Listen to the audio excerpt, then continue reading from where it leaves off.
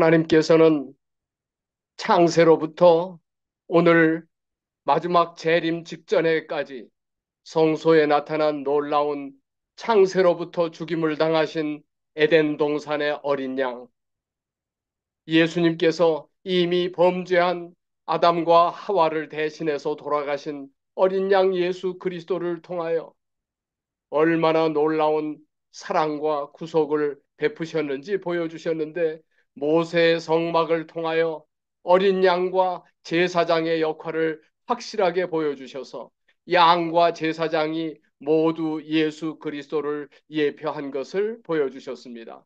그리고 하늘 휘장으로, 휘장 사이에 휘장 속으로 들어가셔서 대제사장의 사역을 진행하심으로 우리를 위하여 하나님께서 놀라운 길을 예비하셨는데, 십자가의 어린 양의 사명과 대제사장의 사명을 통하여 성소 속에서 우리도 똑같이 어린 양과 어린 양이 지셨던 십자가를 날마다 지는 경험과 제사장의 직분을 따라서 예수님께서 뜰의 어린 양 휘장 속의 대제사장이 되셨던 것처럼 우리를, 이 소망이 있는 것은 영혼의 닷 같아서 튼튼하고 견고하여 휘장 안으로 우리를 초청하신다는 것입니다.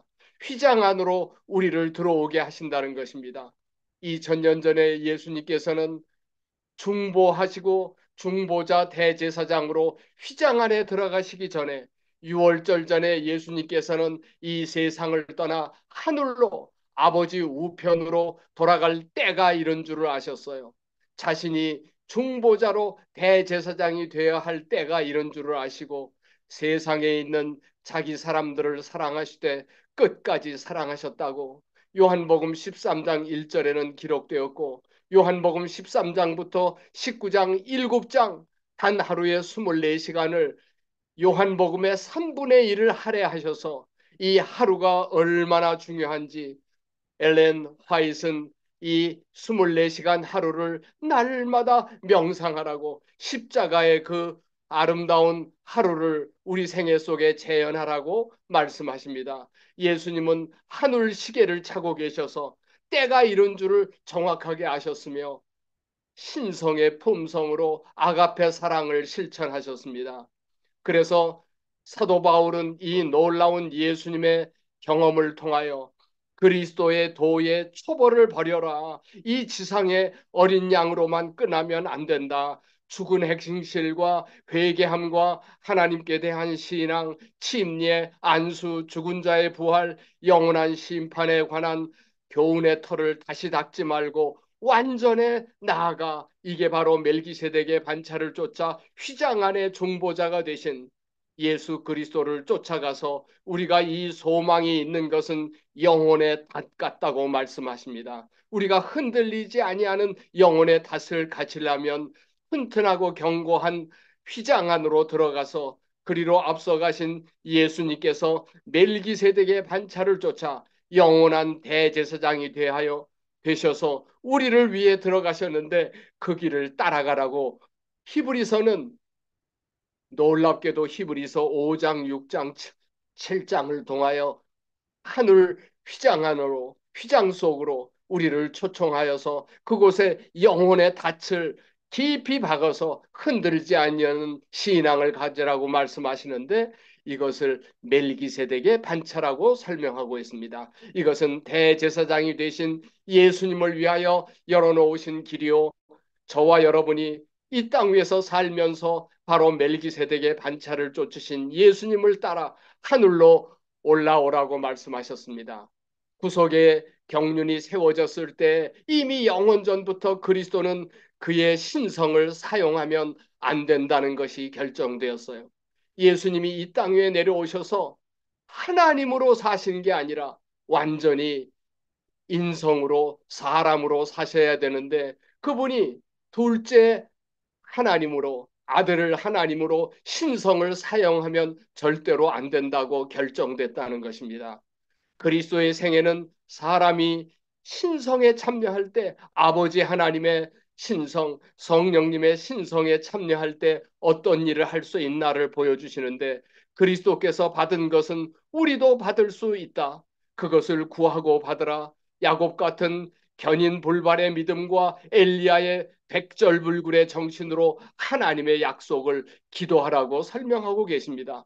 그렇습니다. 우리가 성소 제도를 따라 예수님을 따라 제사장 역할을 하게 하라는 것입니다. 중보자로 우리의 자녀들과 아내와 가족들을 위하여 기도할 때 우리의 이웃과 친구들을 위해서 그리고 세계에 널려진 영혼들을 위하여 기도할 때 바로 그리스도께서 신성에 동참했던 이 놀라운 축복을 우리도 받을 수 있다는 것입니다. 휘장하도록 초청하시는 예수님은 지금도 대제사장으로 중보 사역을 위해서 우리를 초청하신다고 말씀하십니다. 이것은 바로 14만 4천인을 위한 어린 양이 어디로 인도하든지 따라가는 그들의 삶의 모본이고 멜기세덱의 반차를 쫓은 예수 그리스도께서 우리를 휘장 안으로 초청하신다는 것입니다. 예수 그리스도의 생명의 말씀은 너무나 단순하였으므로 어린아이도 말씀을 이해할 수 있었다.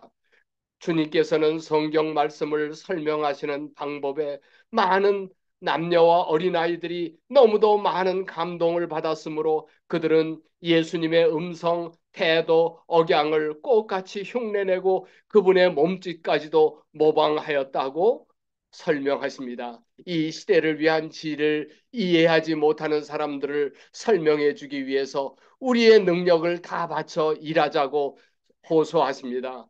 모두 어린아이의 단순성을 예수님에게서 배우라는 것입니다. 하나님의 책, 귀중한 성경은 우리의 교사인데 하나님께서는 겸손히 하나님과 동행하는 모든 사람에게 성령을 부어주시고 거룩한 천사들을 통해 봉사하게 하실 것을 약속하셨습니다. 하늘의 대주제 그리스도께서 아이들의 질문에 대답할 만하게 겸손하게 되셨으며 어린아이처럼 그들의 이해에 맞추기 위하여 그분의 중요한 진리를 가르침을 매우 단순하게 하셨다는 것입니다.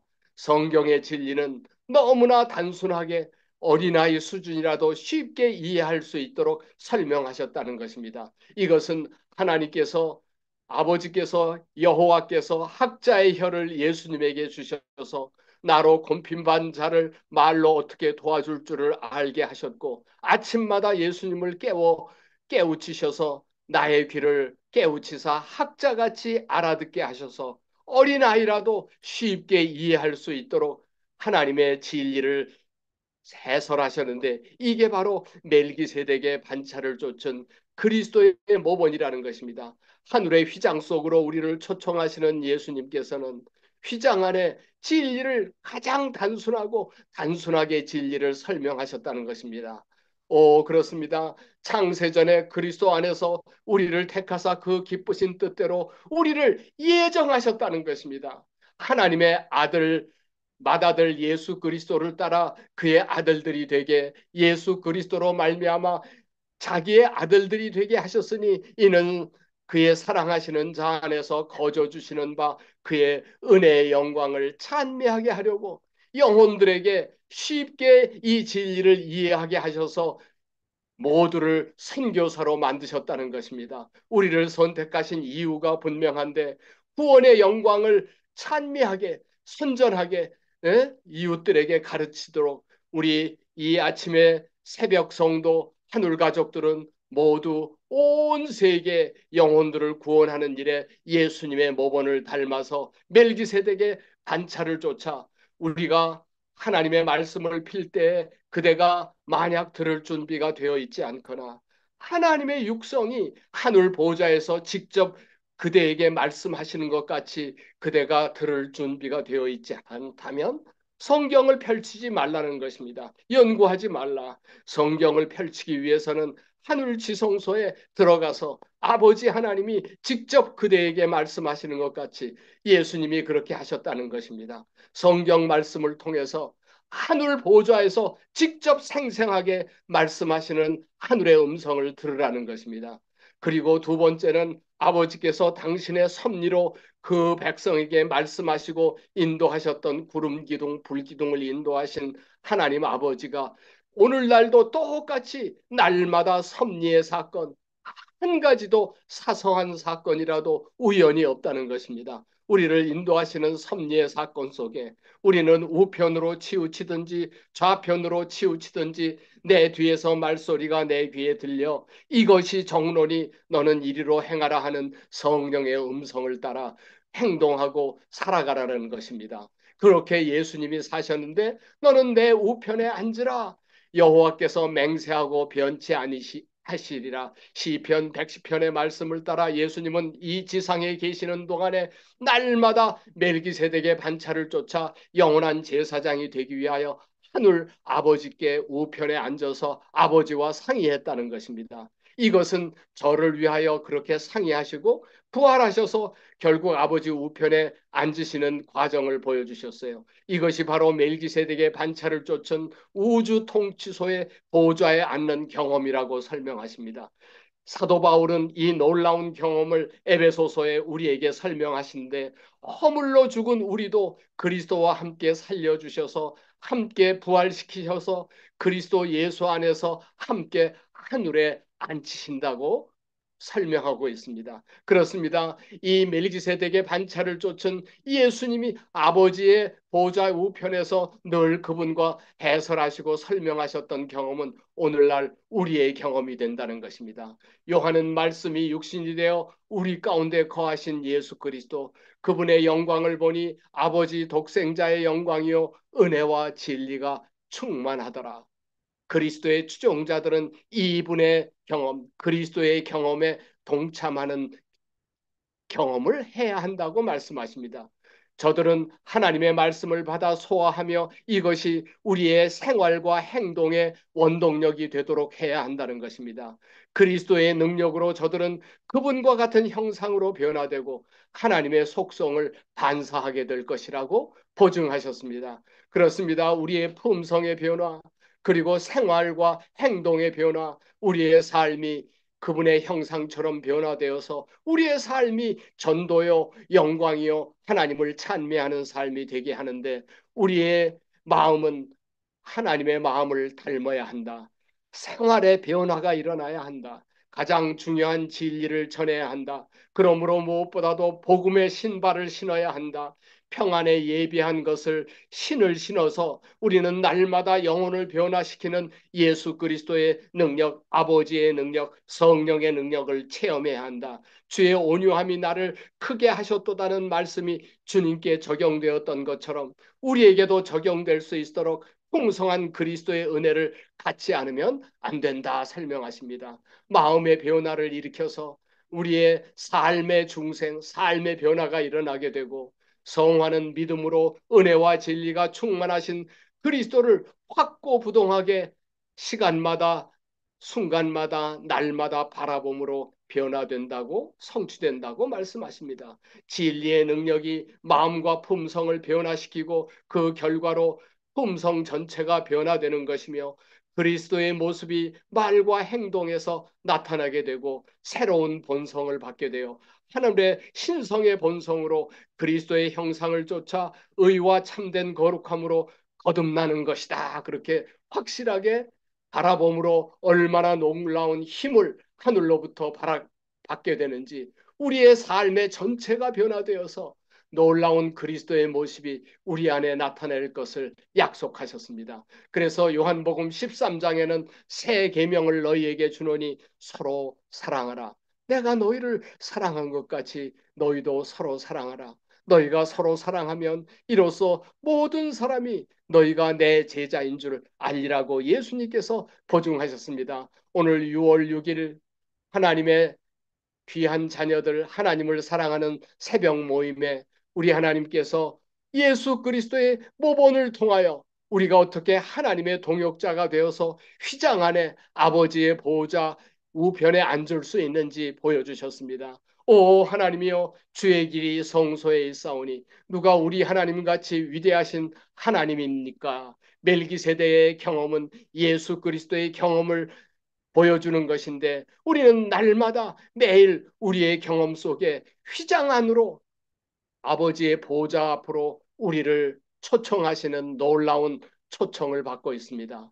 아버지께서 나를 세상에 보내신 것 같이 나를 하늘에서 이 땅 위에 보낸 것 같이 예수님은 마리아의 아들을 통해서 마리아를 통하여 이 땅 위에 보냄을 받았지만 날마다 아버지께서 나를 세상에 보내셨다고 설명하십니다. 나도 너희를 하늘에서 보낼 테니까 휘장 안으로 돌아오라고 말씀하세요.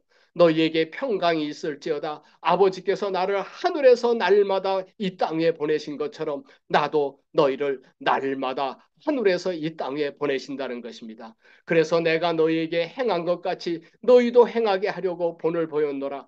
예수님이 겸손 예식으로 제자들의 발을 씻기시고 성만찬을 하시고 십자가에 달려 돌아가신 날마다 죽는 연습은 평소에도 하셨기 때문에 놀라운 경험을 하셨다는 것입니다.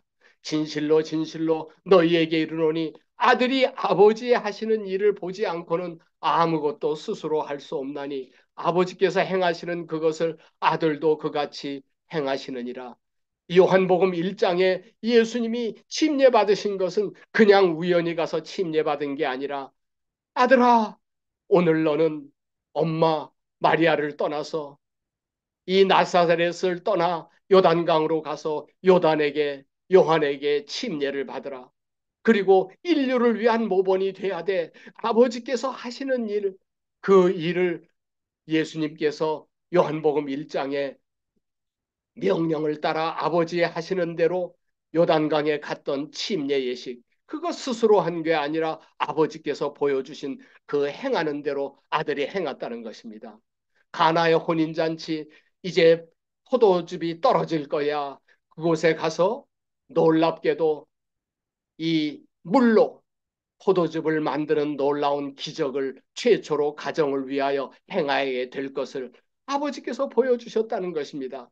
니고데모가 요한복음 3장에 감람산을 찾아올 것을 그 새벽에 예수님께서 아버지께서 어떤 일을 벌리실지 보여주셨다는 것입니다.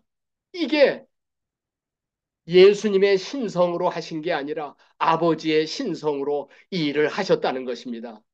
나는 아버지 안에, 아버지는 내 안에 계신 것을 믿지 않으냐? 내가 이르는 말이 스스로 하는 것이 아니라 아버지께서 내 안에 계셔 그 일을 행하는 것이라. 내가 아버지 안에, 아버지께서 내 안에 계심을 믿으라. 그렇지 못하겠거든 그 행하는 일을 인하여 나를 믿으라. 그렇습니다. 오늘도 우리도 똑같이 예수님이 육신으로 계시면서 신성으로 어떻게 놀라운 아버지의 역사를 이 땅 위에서 하였던 것처럼 아버지와 성령을 통하여 이 일에 하나님의 놀라운 도구가 된 것처럼 내가 아버지 안에 아버지는 내 안에 연합된 그 일을 포도나무 비유에서 말씀하신 것처럼 우리도 그리스도처럼 그렇게 할 수 있다는 것입니다. 그렇습니다. 내가 진실로 진실로 너희에게 이르노니 나를 믿는 자는 나의 2000년 전 행했던 그 모든 일을 저도 행할 것이요 이보다 더 큰 것도 행하리니 이것은 이 기별을 듣는 우리 이 방에 200여 명의 영혼들이 만약 예수님을 믿는 믿음으로 행한다면 예수님 같은 행하는 놀라운 역사가 수백 명이 일어나니까 더 큰 것을 이룰 수 있다는 것을 보여주는데 이것은 내가 아버지께로 가서 너희를 위하여 중보한다고 말씀하십니다.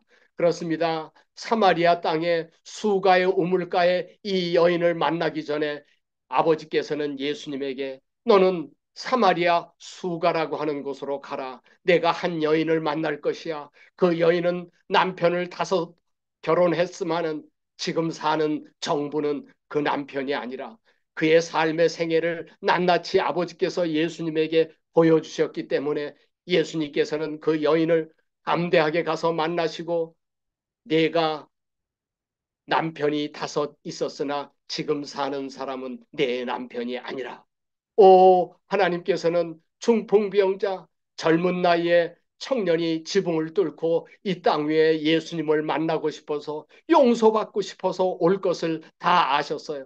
이것은 아버지께서 예수님에게 너 오늘 이 중풍병자를 만나게 될 터인데 그는 간절하게 죄를 용서받고 싶어서 오는 자야.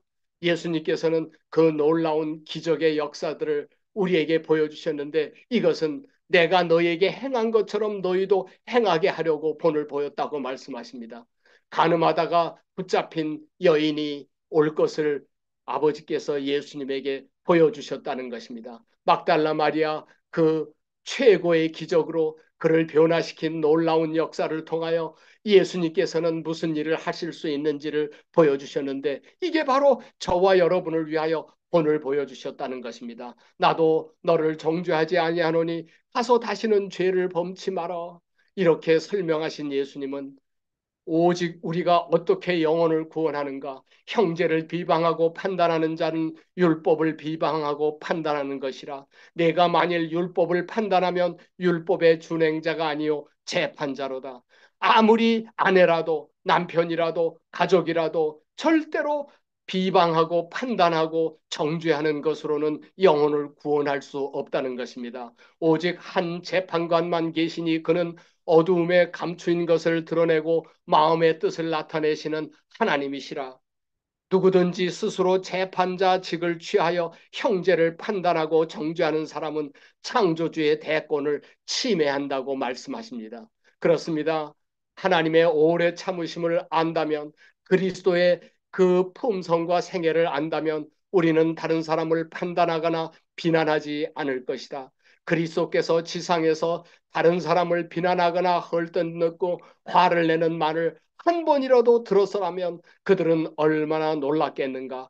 그리스도를 사랑하는 사람은 품성을 통해 그리스도를 증거한다는 것을 결코 잊지 말라. 이게 바로 영혼 구원 사업, 하나님의 영혼을 구원하는 놀라운 비결인 것을 말씀하시는데 사도 바울이 요한을 통하여 이 놀라운 기별을 들은 다음에 그는 나는 날마다 죽노라. 소아시아의 에베소 교회와 일곱 교회를 개척한 이 사도 바울은 최고의 그리스도 다음 가는 선교사로서 비결이 나는 날마다 죽노라. 그리고 십자가에 달리신 어린 양만을 높일 때 영혼들이 구원함을 받는다는 고린도전서 13장의 놀라운 기별을 우리에게 전달해 주었던 것입니다. 사랑의 원칙을 따라 살면 우리는 영혼들을 구원하는 바로 최고의 기적을 만드는 일에 우리도 도구가 된다는 것입니다. 하나님께서는 의인 노아가 바로 이 땅 위에 하늘 회의에 참여하도록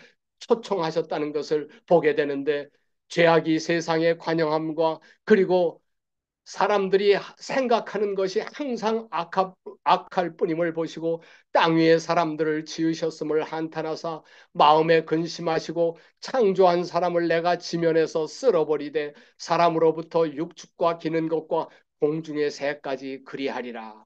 오 여러분이요 이 노아의 때는 바로 예수님의 재림의 때 저와 여러분을 위하여 의인 노아를 통하여 우리가 어떻게 살아야 되는가 보여주셨는데 너는 잣나무로 방주를 짓되 칸들을 막고 역청으로 안팎에 칠하라. 방주의 규격은 이러하니 장이 300이요 광이 50이요 고가 30이요 창을 내되 위로부터 한 규빗 내고 그 문을 옆으로 내고 상중하 3층으로 하라. 하나님의 동역자로 의인 노아를 부르신 것처럼 저와 여러분을 부르셨다는 것입니다. 노아의 때와 같이 인자의 때, 재림 때에도 똑같을 것이야. 노아가 방주에 들어가던 날까지 사람들이 먹고 마시고 시집가고 장가가고 홍수가 저희를 멸하기까지 깨닫지 못하였는데 롯의 때도 똑같았는데 불과 유황으로 멸망하였느니라. 인자의 날에도 똑같을 일이 이루어질 텐데 우리는 노아처럼 오늘날 방주를 완성해야 됩니다. 방주는 ark, 걸어다니는 언약궤가 되라는 것입니다. 이 방주를 완성했을 때 기적의 증거로 짐승들이 둘씩 올라왔는데 암수 쌍쌍이 하나님의 방주로 들어왔던 기적의 역사를 통하여 방주에 승선하는 짐승들을 통해서 오늘날도 우리가 하나님의 방주를 예배하는 일을 위하여 걸어다니는 품성으로 걸어다니는 언약궤로 노아처럼 살아갈 때 우리는 놀라운 하나님의 역사를 기적을 경험한다는 것입니다. 때가 참에 노아 예언대로 노아를 통하여 말씀하신 대로 홍수가 임하기 시작했습니다. 예언한 그대로 성취되기 시작했습니다. 홍수가 시작되자 사람들이 그때 돈을 싸들고 짐보다들을 싸들고 소중품을 가지고 방주문을 두드렸지만 이미 때가 늦었어요. 똑같은 일이 우리 앞에 전개될 것을 늦은 후에 사람들이 다 여러분 오늘날 움직이는 버스, 차량, 이 석유를 떼서 에너지를 사용하는 모든 것들의 소리가 자동차 소음 소리가 이들의 소리라는 것입니다. 그대들이 나처럼 이렇게 예언의 말씀을 받지 아니하면 노아 식구, 여덟 식구 외에는 다 죽었던 사실을 통해서 인류의 멸망이 있었는데 이게 다시 있게 될 것을 보여주고 계시는데 오직 의를 전파하는 노아와 가족 일곱 식구를 보존하사 경건치 아니한 자들 세상에 홍수를 내리셨으며 소돔과 고모라 성을 멸망하기로 정하여 재가 되게 하사 후세에 경건치 아니한 자들에게 본을 삼으셨는데 방주 속에 오직 여덟 식구만 살아남았다는 것은 너무나 적은 사람들이 구원을 받았는데 이 기별 속에서 저와 여러분이 무엇을 배워야 하나?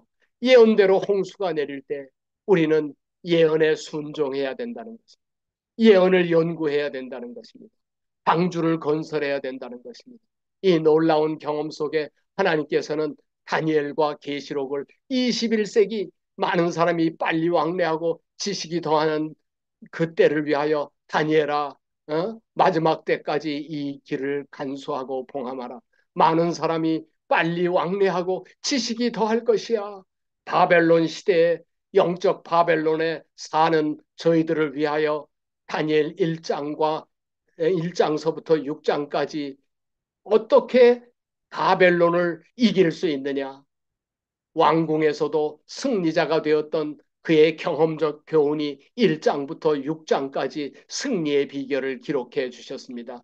다니엘 7장부터 9장까지는 초사심판의 때 바로 이 마지막 재림 직전에 저와 여러분이 10장부터 12장까지는 정말 1798년 이후에 1844년 주변에 이후에 살고 있는 저와 여러분이 그리스도의 공생애를 재현하는 길이 예언 가운데 나타난 확실한 구원의 길임을 보여주고 계세요. 그리고 그 예수님의 공생애를 확실하게 증거하는 예수 그리스도의 계시라.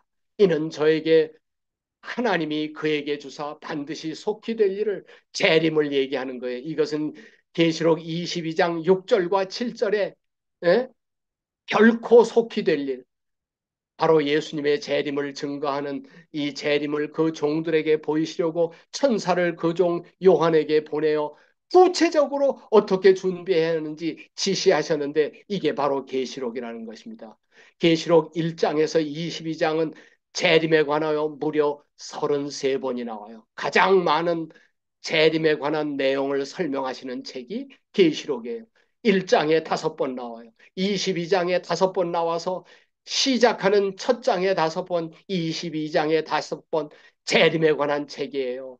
그리고 어린 양에 관해서 30번이나 나와서 어린 양 예수님을 사랑하는 십자가의 어린 양 그분은 재림하실 것이 약속된 책이 계시록이라는 것입니다. 계시록 1장에 시작하는 5번, 7장에 3번 이렇게 해서 제1편이 나오고 제2편에 계시록 8장에 1번, 14장에 3번 재림이 반복해 나옵니다. 15장에 1번, 19장에 7번, 20장에 3번, 21장에 5번, 22장에 5번 재림을 언급하십니다. 제1편 1장에서 7장 재림에서 재림까지, 제2편 역시 8장에서 14장 재림에서 재림, 제3편까지 포함해서 33번이나 나옵니다. 제3편의 15장부터 22장까지가 제3편인데 15장에서 16장까지는 7재앙,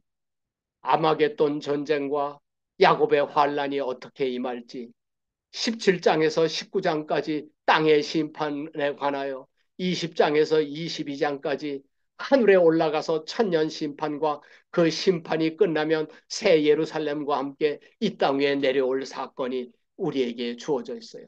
이렇게 확실하게 예언을 주어졌는데도 불구하고 이것이 부족해서 우리에게 예수의 증거를 통하여 놀라운 하나님의 놀라운 예수님의 음성이 연약한 여인을 통하여 기록된 말씀 속에서 예수님의 음성이 우리에게 들리는데도 불구하고 노아 때 구원을 받지 못한 수많은 사람들이 이 예언을 연구하지 아니하므로 예언의 말씀을 받아들이지 아니하므로 죽었던 일이 반복된다는 것입니다. 오늘 이 아침에 우리는 놀라운 예수님 멜기세덱의 반짝을 따라 우리를 휘장 안으로 초청하시는 주님의 음성을 기억하면서 오늘 이 소중한 말씀 속에서 예수님의 길을 따라 멜기세덱의 반차를 쫓아 우리가 어떻게 살아야 하는지 귀한 교훈이 우리의 마음속에 새겨지기를 간절히 기대하면서 기도하고 마치겠습니다. 오 자비하신 하늘아버지, 예수님의 생애를 통하여 성소 속에 얼마나 확실하고 분명하게 구원의 길, 노아가 갔던 길, 그리고 예수님이 직접 모본을 보여주셨던 그분의 삶을 분명하고 뚜렷하게 보여주셨사오니 감사합니다. 우리 사랑하는 새벽 모임에 하나님을 사랑하는 백성들은 이 놀라운 기별과 진리를 따라 하나님의 거룩한 음성을 따라 예수님 이 땅에 오실 때 노아가 방주를 예비한 것처럼 설계도대로 예언대로 살았던 그의 삶이 우리의 삶이 되도록 오늘 우리를 축복하시고 구원의 길로 인도해 주시기를 우리 구주 예수 그리스도의 이름으로 간절히 축원하옵나이다.